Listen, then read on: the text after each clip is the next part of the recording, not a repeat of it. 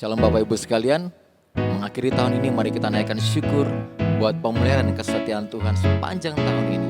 Mari kita nyanyikan bersama, kecaplah dan lihatlah betapa baiknya Tuhan itu. Amin. Kecaplah dan lihatlah betapa baiknya Tuhan itu. Rasakan dan nikmati kasih setia Tuhan. Kecaplah dan lihatlah betapa baiknya Tuhan itu. Rasakan dan nikmati kasih setia Tuhan. Syukur bagimu Tuhan, segala hormat bagimu Tuhan, Allah yang mengasihiku, Allah yang memeliharaku selamanya.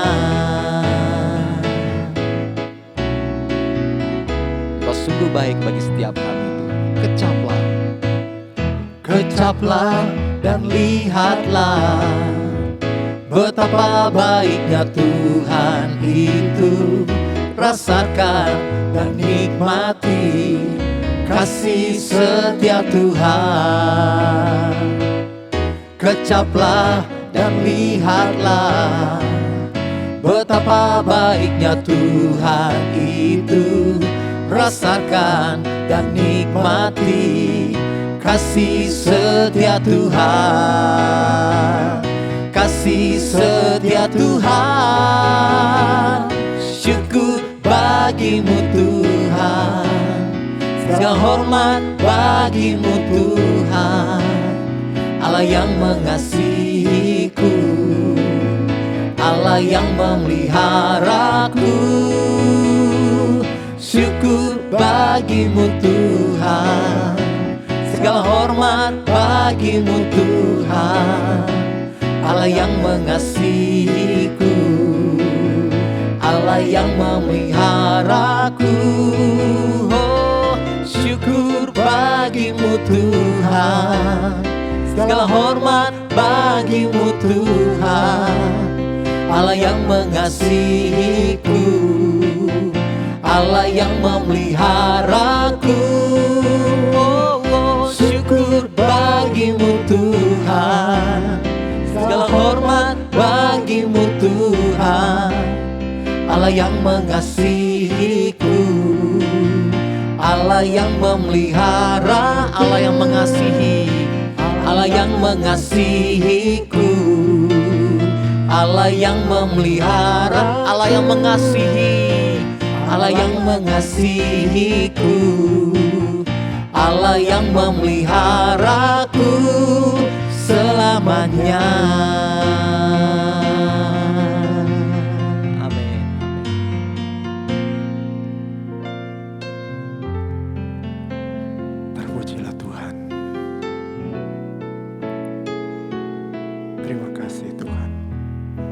Buat segala kebaikan-Mu di sepanjang tahun ini. Sungguh kami sangat beruntung boleh dituntun terus oleh Tuhan. Terima kasih Bapa. Kau setia, Bapa, Kau mulia. Tenanglah jiwaku, aman bersamamu.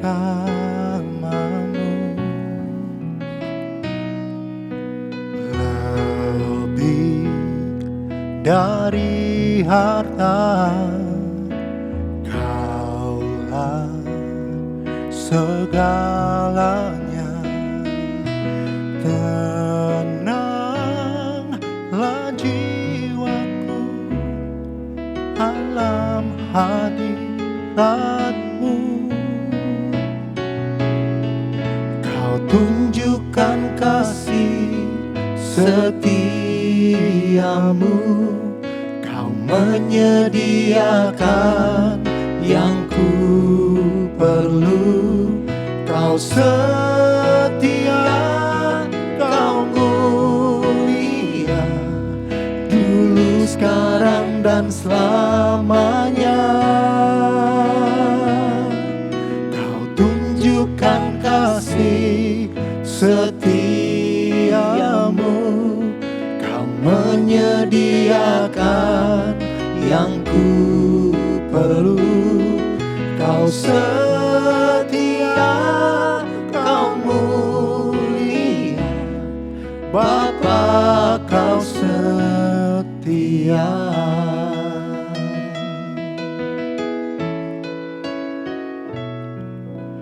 Bapa, Kau setia. Bapa, Kau mulia. Tenanglah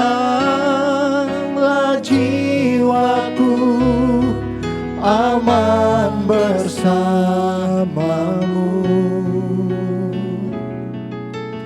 Lebih dari harta, Kaulah segalanya.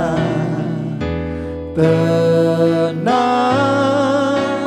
jiwaku dalam hadirat-Mu. Kau tunjukkan kasih setiamu, Kau menyediakan yang ku perlu. Kau setia, Kau mulia, dulu, sekarang, dan selamanya. Kau tunjukkan kasih setiamu, Kau menyediakan yang ku perlu. Kau setia, Kau mulia, Bapa, Kau setia. Kau tunjukkan kasih setiamu, Kau menyediakan yang ku perlu. Kau setia, Kau mulia, dulu, sekarang, dan selamanya. Kau tunjukkan kasih setiamu, Kau menyediakan yang ku perlu. Kau setia, Kau mulia, Bapa, Kau setia. Kau setia, Kau setia, Kau mulia, Bapa, Kau setia.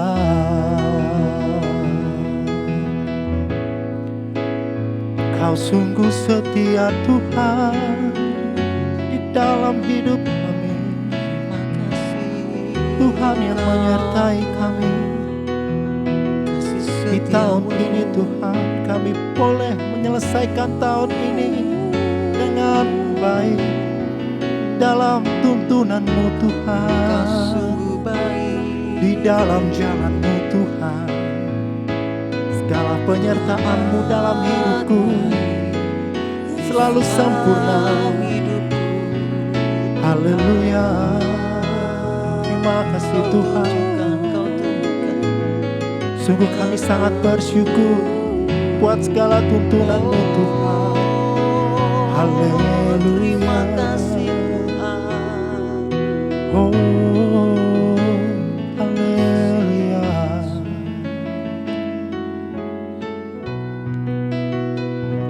Yesus, Engkaulah permata hatiku.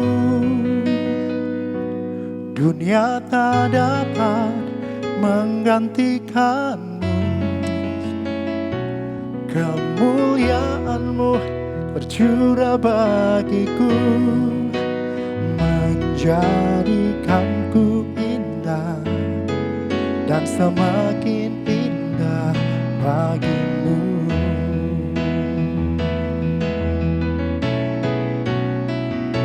Yesus, Engkaulah permata hatiku, dunia tak dapat menggantikanmu. Kemuliaan-Mu tercurah bagiku, menjadikanku indah dan semakin indah bagimu. Menjadikanku indah dan semakin indah bagimu. Terima kasih Tuhan. Amin. Shalom jemaat yang dikasihi Tuhan, selamat Natal untuk kita semua. Kita sudah melewati Natal dan saya percaya setiap kita sudah diberkati dengan begitu banyak cerita. Ada yang tukar kado, ada yang merayakan Natal bersama dengan keluarga, ada yang juga berbakti sosial, datang ke panti asuhan, ke panti jompo dan sebagainya, membagi kebahagiaan. Natal itu tidak bisa kita nikmati sendirian, tetapi kita harus berbagi sukacita itu, kita berbagi damai sejahtera dengan yang lain. Bapak Ibu Saudara, sebentar lagi juga kita akan memasuki tahun yang baru, tahun 2023. Dan kalau kita mendengar begitu banyak hal berita, kita mendengar begitu banyak prediksi, bahkan dikatakan tahun 2023 yang akan kita masuki adalah tahun yang berat, tahun yang gelap, tahun resesi, tahun yang dipenuhi dengan begitu banyak kesulitan. Bapak Ibu Saudara, kita sering kali mendengar berita-berita tentang prediksi apa yang akan diramalkan terjadi pada tahun mendatang atau apa yang akan terjadi beberapa waktu ke depan. Dan saya ingin katakan bahwa tidak ada satupun manusia ataupun tidak ada satupun dari kita yang bisa memprediksi dengan tepat apa yang akan terjadi di depan.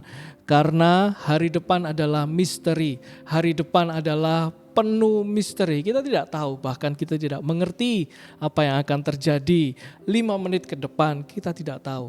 Bapak Ibu Saudara, saya ingin menguatkan setiap kita pada saat kita mendengar semua hal ini. Seringkali hati kita itu menjadi begitu cemas, hati kita itu dipenuhi dengan pikiran dan berbagai macam alternatif solusi untuk kita bisa bertahan hidup atau bahkan untuk kita bisa keluar dari kesulitan-kesulitan itu. Hati kita atau pikiran kita dipenuhi dengan alternatif solusi. Oh, kalau ini resesi seperti ini apa yang harus kita lakukan? Oh, kalau ini seperti ini kita harus melakukan seperti ini. Kita memiliki ada begitu banyak alternatif. Kita memiliki banyak alternatif solusi bahkan strategi yang akan kita lakukan untuk kita bisa keluar dari kondisi itu. Bahkan kita mencobanya dengan mengikuti seminar, berbagai pelatihan, bahkan kita konsultasi dan lain-lain. Hanya supaya kita mengetahui tindakan apa yang tepat untuk kita bisa menghadapi kesulitan di tahun 2023. Bapak Ibu semua itu tidak salah. Kita bahkan perlu untuk mempersiapkannya. Kita perlu untuk mengikuti seminar atau pelatihan atau konsultasi supaya kita juga lebih siap. Tetapi yang perlu diperhatikan bahwa hal tersebut adalah bukan hal yang utama, bukan hal yang paling penting persiapan itu. Yang jauh lebih penting adalah bagaimana sikap mental kita, bagaimana tindakan iman kita, Bapak Ibu Saudara. Ini berarti apa? Bahwa jika semua hal tadi yang sudah kita persiapkan, yang sudah kita pikirkan matang-matang dan kemudian tidak sanggup menolong kita di masa yang akan datang, maka mental kita, sikap mental kita dan tindakan iman kita itu adalah hal yang terutama. Bapak Ibu, tindakan iman itu berarti kita mau bertindak berdasarkan kebenaran firman Tuhan. Berpikir positif saja tidak cukup. Yang diperlukan adalah iman atau tindakan iman. Karena iman itu timbul dari pendengaran kita atau perenungan kita akan firman Allah. Sedangkan berpikir positif atau pikiran positif itu timbul dari pikiran kita yang terus kita motivasi akan hal-hal yang baik dan sebagainya. Tetapi kalau segala yang baik yang tidak berdasarkan atau tidak berasal dari firman, maka hal itu akan menimbulkan juga kekhawatiran. Dia akan berubah karena tidak kekal sifatnya. Bapak Ibu Saudara, tindakan iman kita itu berarti seringkali tindakan kita ini bisa berbeda dibandingkan dengan apa yang dilakukan oleh orang lain. Tindakan iman itu berdasarkan kebenaran firman Tuhan, artinya seringkali tindakan yang kita lakukan tidak sama atau bisa berbeda dengan apa yang dilakukan oleh orang lain. Bapak Ibu, iman bekerja melalui bagaimana kita mengasihi firman dan kita takut akan firman Tuhan dan mengasihi Tuhan dan melakukan segala perintahnya. Ada satu ayat, ada dua ayat di dalam Amsal 23 ayat yang ke-17 sampai 18. Amsal 23 ayat yang 17 sampai 18 dikatakan demikian, janganlah hatimu iri kepada orang-orang yang berdosa, tetapi takutlah akan Tuhan senantiasa, karena masa depan sungguh ada dan harapanmu tidak akan hilang. Janganlah hatimu iri kepada orang-orang yang berdosa, tetapi takutlah akan Tuhan senantiasa. Bapak Ibu, seringkali kita ini dijebak oleh sebuah perasaan, yaitu kita iri atau kita merasa silau dengan keberhasilan orang lain. Hati kita menjadi iri ketika kita melihat ada orang-orang yang kok hidupnya jauh lebih baik, kok hidupnya jauh lebih enak dari aku, kok hidupnya jauh lebih sukses dari aku. Padahal dia orang yang tidak mengenal Tuhan, padahal dia orang yang mungkin kita bisa katakan, orang itu berdosa, hidupnya gak karu-karuan, tetapi kenapa kok dia bisa menjadi sukses seperti itu. Nah, firman ini mengingatkan kita, yang pertama, kita jangan iri hati kepada orang-orang berdosa. Meskipun mereka nampak lebih diberkati, mereka mungkin nampak lebih jauh dari krisis, jauh dari resesi. Ini, belanja itu, ada ini, dan mereka selalu sepertinya siap dengan dana berapapun gitu. Kita tidak boleh iri dengan mereka, karena semuanya itu tidak akan berlangsung lama. Bapak Ibu Saudara, ada hal yang perlu kita juga waspadai berkaitan dengan iri kepada orang-orang yang berdosa atau kita iri dengan kesuksesan orang lain. Kita jangan juga terjebak dengan 2C, kalau saya katakan 2C, gengsi dan spekulasi. Seringkali gengsi itu membuat kita itu salah kaprah, salah melakukan banyak hal. Demi gengsi kita melakukan banyak hal. Demi gengsi supaya aku mendapatkan nama. Dan akhirnya kita juga terjebak dengan yang namanya spekulasi. Itu bisa berlaku di dalam dunia bisnis atau kita melakukan transaksi dan sebagainya. Kita berspekulasi dengan berasumsi bahwa kita akan mendapatkan sebuah keuntungan. Kita berspekulasi. Dua hal ini yang seringkali menjebak kita, diawali dengan kita merasa iri dengan kesuksesan orang lain. Alkitab mengatakan bahwa jangan iri kepada orang-orang berdosa. Meskipun mereka nampak lebih diberkati dan nampak lebih berkuasa. Dia punya channel, dia punya backing dan sebagainya. Bapak Ibu Saudara, kita jangan sampai menjadi iri. Biarlah ini juga menjadi pesan kita di tahun 2023. Apa yang harus kita lakukan. Dari ayat itu juga yang kedua kita belajar bahwa takut akan Tuhan. Tetapi takutlah akan Tuhan senantiasa. Apa sih yang dimaksud? Yang dimaksud adalah bagaimana kita itu mencintai firman. Ini hal yang sangat klasik, hal yang sering kali kita dengar. Tetapi apakah kita itu begitu mencintai firman, dan firman itu waktu kita baca itu membuat hati kita itu penuh dengan sukacita. Apakah pada saat kita membaca firman itu meskipun kebenarannya seolah lampau, seolah sudah kuno, tetapi pada saat kita membaca firman itu hati kita itu mulai dipenuhi dengan damai sejahtera, sukacita. Dan takut akan Tuhan itu berarti juga kita melakukan firman, Bapak Ibu Saudara. Dan ingat bahwa firman itu bukanlah hal yang berat kalau Alkitab katakan kalau kita mengasihi Dia, maka kita akan bisa melakukan firman itu dengan penuh sukacita. Dua hal ini, jangan iri hati kepada orang berdosa dan takutlah akan Tuhan senantiasa.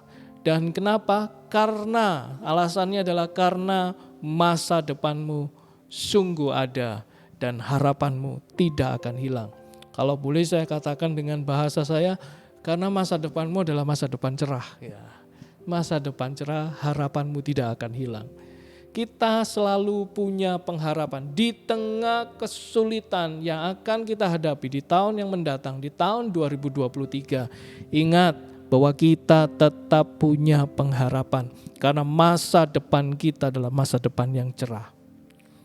Saya ingin bercerita sedikit tentang seorang teman. Beberapa tahun yang lalu saya kenal dengan seseorang dan dia punya masalah besar. Buat saya besar ya.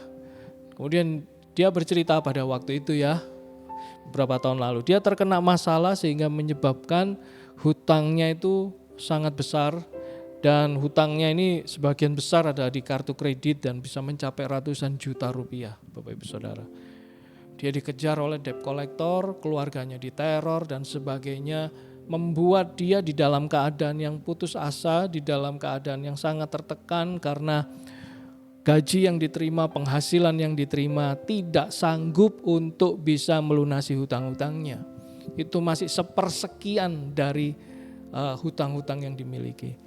Dan dia harus terus menghidupi atau menjalani kehidupan ini dalam kondisi yang tertekan, keluarganya tertekan, keluarga besarnya menjadi sangat repot karena diteror dan sebagainya. Dan satu hal yang sempat dia katakan di dalam keputusasaannya, dia katakan bahwa aku gak tahu gimana nih masa depanku dan anak-anakku. Semua gelap, semua hilang, dia bilang gitu. Aku gak tahu lagi. Dia mengucapkannya di dalam keadaan yang sangat putus asa. Dan saya bisa merasakan bagaimana sebuah kondisi yang sangat berat. Dia harus kehilangan berat badan juga, stres, sukacitanya hilang. Pekerjaannya jadi kacau. Sampai akhirnya saya menguatkan dia dan saya katakan bahwa kamu juga harus jujur. Katakan apa kondisimu ini kepada orang yang kamu percayai. Dan yang terakhir saya katakan, coba ceritalah kepada kantor atau ke tempat engkau bekerja, kesulitan yang engkau sedang hadapi. Dan kita berdoa, siapa tahu ada kemurahan Tuhan. Singkat cerita, dia melakukannya dan setelah kita berdoa dan sebagainya, kita percaya bahwa Tuhan memimpin dan dia juga sudah bertobat, dia mulai kembali melihat kesalahannya yang menyebabkan dia seperti itu dan kemudian dia memohon kemurahan Tuhan. Singkat cerita, kantornya akhirnya menolong dia dan membantu di dalam pelunasan itu sehingga sisanya dia harus melanjutkan atau mengangsur kepada kantor tersebut tempat dia bekerja.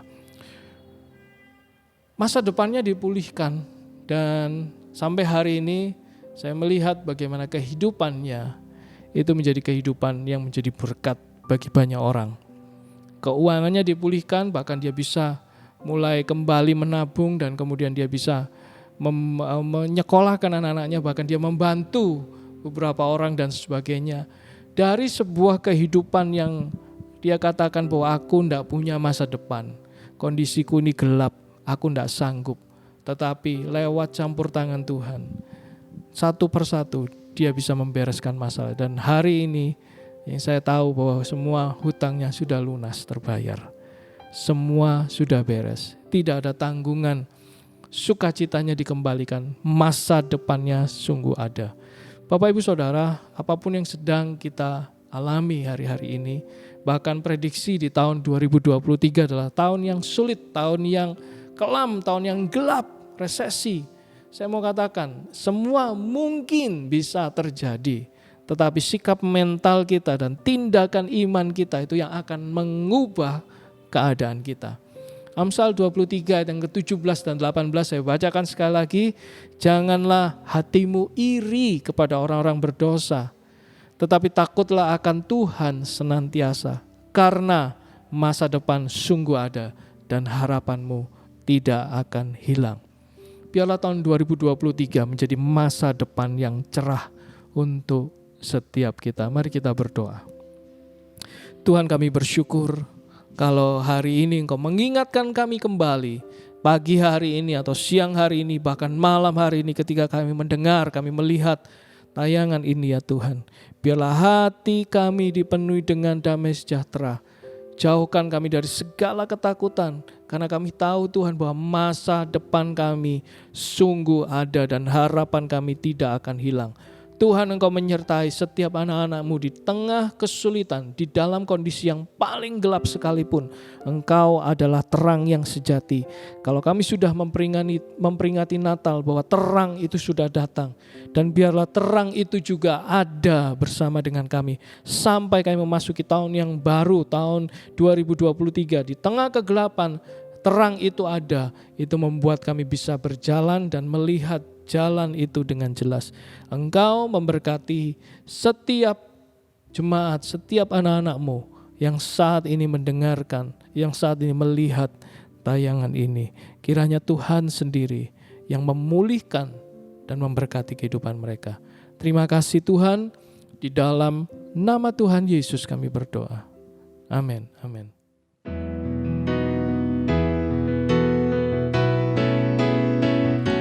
Yesus, Engkaulah permata hatiku.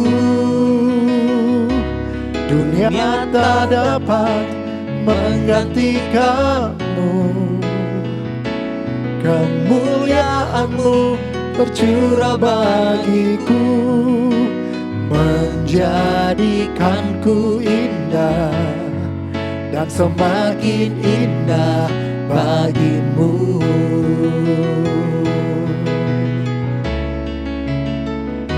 Yesus, Engkaulah permata hatiku. Dunia tak dapat menggantikanmu. Kemuliaan-Mu tercurah bagiku, menjadikanku indah dan semakin indah bagimu. Menjadikanku indah dan semakin indah bagimu.